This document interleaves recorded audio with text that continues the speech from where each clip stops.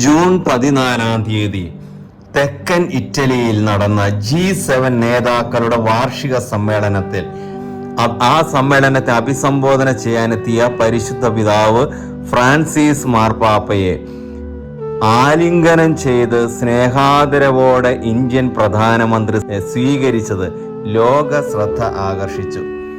Artificial ഇന്റലിജൻസിന്റെ വാഗ്ദാനങ്ങളെയും അതിൻ്റെ അപകടങ്ങളെയും കുറിച്ച് അദ്ദേഹം ആ സെഷനിൽ സംസാരിച്ചു. കൂടാതെ ആഗോള സംഘർഷ മേഖലകളിൽ സമാധാനത്തിനുള്ള അഭ്യർത്ഥനയും പരിശുദ്ധ മാർപ്പാപ്പ നടത്തി. G7 ഉച്ചകോടിയിൽ പങ്കെടുക്കാനെത്തിയ ഔട്ട്റീച്ച് സെഷനിൽ പ്രധാനമന്ത്രി നരേന്ദ്രമോദി വ്യാഴാഴ്ച ഫ്രാൻസിസ് മാർപ്പാപ്പയെ അഭിവാദ്യം ചെയ്യുകയും ആലിംഗനം ചെയ്യുകയും ചെയ്തു. വീൽ ചെയറിൽ ഇറ്റാലിയൻ പ്രധാനമന്ത്രി ജോർജിയ മെലോണിയുടെ അകമ്പടിയോടെ ആതിഥേയൻ മാർപ്പാപ്പയെ ഉച്ചകോടിയിലേക്ക് ആനയിച്ചു. ഫ്രാൻസിന്റെ ഇമ്മാനുവൽ മാക്രോണും യൂറോപ്യൻ പാർലമെന്റ് മേധാവി ഉർസുള വോൺ ഡെർ ലെയനും ഉൾപ്പെടെ നിരവധി ലോക നേതാക്കൾ അദ്ദേഹത്തെ സ്വീകരിക്കാനായി കാത്തുനിന്നിരുന്നു.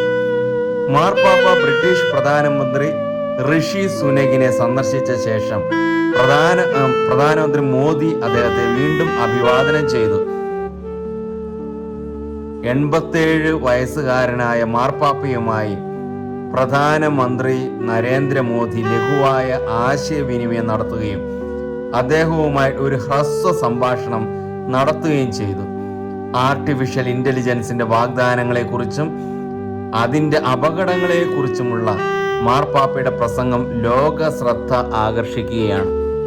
His Holiness Pope Francis, who gave us the great honor to participate in our working session and will share with us his point of view on artificial intelligence.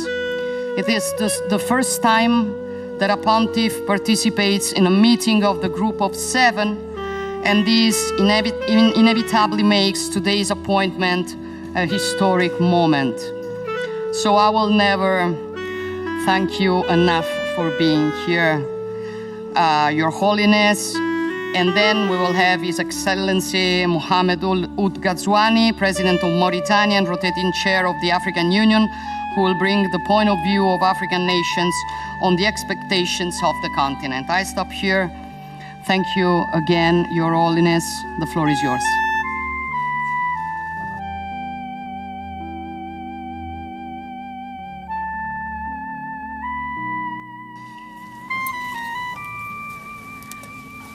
Grazie tante per la vostra attenzione. Io qui ho due versioni, quella lunga e quella breve. Io leggerò la breve soltanto.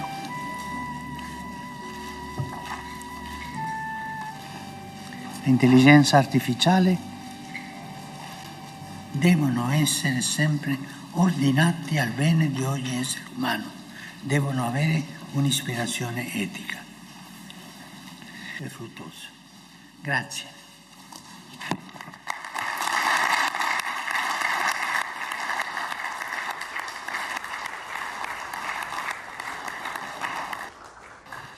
Santità,